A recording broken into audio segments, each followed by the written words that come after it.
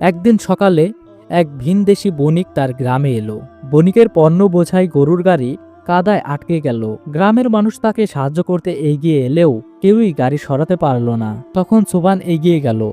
সে একা তার সমস্ত শক্তি ও কৌশল দিয়ে গাড়িটিকে কাদালো। বণিক খুবই কৃতজ্ঞ হলো এবং সোবানকে জিজ্ঞেস করলো, তোমার এত শক্তি, এত ধৈর্যের রহস্য কি?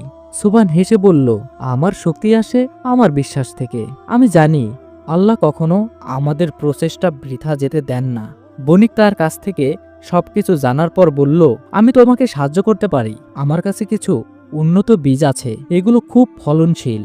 তুমি এগুলো নাও এবং তোমার জমিতে চাষ করো। সুবহান বণিকের দেয়া বীজগুলো নিয়ে তার জমিতে চাষ শুরু করলো। নিয়মিত পরিশ্রম আর আল্লাহর উপর ভরসার মাধ্যমে কিছুদিন পরেই তার জমিতে অদ্ভুতপূর্ব ফসল ফলল।